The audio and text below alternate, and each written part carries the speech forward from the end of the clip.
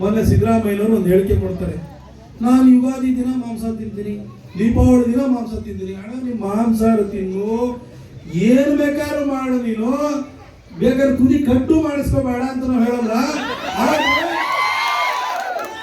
ಯುಗಾದಿ ದಿನ ಮಾಂಸ ತಿಂತೀನಿ, ದೀಪಾವಳಿ ದಿನ ತಿಂತೀನಿ ಅಂತಂದ್ರೆ ಯಾಕೆ ಗೊತ್ತಾ? ಯುಗಾದಿ ದಿನ ತಿಂತೀನಿ, ದೀಪಾವಳಿ ದಿನ ತಿಂತೀನಿ ಅಂತೇಳಿ ನಮ್ಮ ಹಿಂದೂಗಳ ಶ್ರದ್ಧೆಯ ಪ್ರತೀಕವಾಗಿರುವ ಹಬ್ಬಗಳಲ್ಲಿ ನಮ್ಮ ಹಿಂದೂಗಳ ಭಾವನೆಗಳಿಗೆ ನೋವುಂಟು ಮಾಡ್ತಾರೆ. ಅಂದ್ರೆ ಮುಸಲ್ಮಾನರು 15% ಇದ್ರು ಕೂಡ ಅವ್ರಿಗೆ ಓಲೈಸ್ತಾ ಇರ್ತಾರೆ. ಹಿಂದೂಗಳಿದಾರಲ್ಲ, ನಿಮಗೆ ಯಾಕೆ ಅವಮಾನ ಮಾಡ್ತಾರೆ ಹೇಳಿ?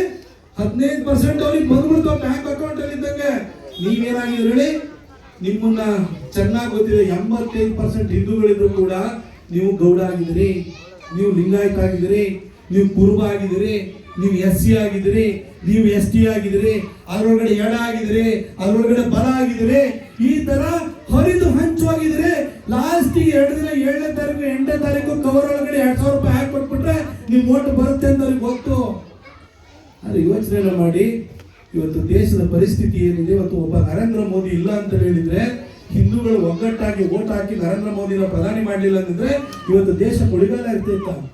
ಹಾಗೆ ನಮ್ಮ ಹಿಂದೂಗಳು ಇವತ್ತು ಉಳಿಬೇಕು ಅಂತ ಹೇಳಿದ್ರೆ ಒಗ್ಗಟ್ಟಾಗಬೇಕು. ನಮ್ಮ ಶಿವಾಜಿ ಜಯಂತಿ ನಡಿಬೇಕು, ಬಸವ ಜಯಂತಿ, ವಾಲ್ಮೀಕಿ ಜಯಂತಿ, ಕನಕ ಜಯಂತಿಗಳು ವಿಜೃಂಭಣೆಯಿಂದ ನಡಿಬೇಕು ಅಂತಂದ್ರೆ ದೇಶ ಕಾಯಕ್ಕೆ ಒಬ್ಬ ಮೋದಿ ಇದ್ರೆ ಸಾಕಾಗಲ್ಲ.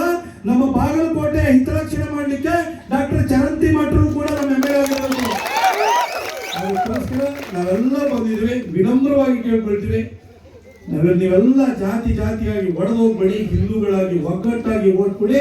2028ಕ್ಕೆ ಮತ್ತೆ ಭಾರತೀಯ ಜನತಾ ಪಕ್ಷದ ಸರ್ಕಾರ ರಾಜ್ಯದಲ್ಲೂ ಬರುತ್ತೆ ಅನ್ನೋ ಸೂಚನೆಯನ್ನ ಬಾಗಲಕೋಟೆ ಜನ 2 ವರ್ಷ ಮೊದಲೇ ಇಡೀ ರಾಜ್ಯಕ್ಕೆ ಕೊಡುವಂತ ಒಂದು ಅವಕಾಶ ಲಭ್ಯವಾಗಿದೆ.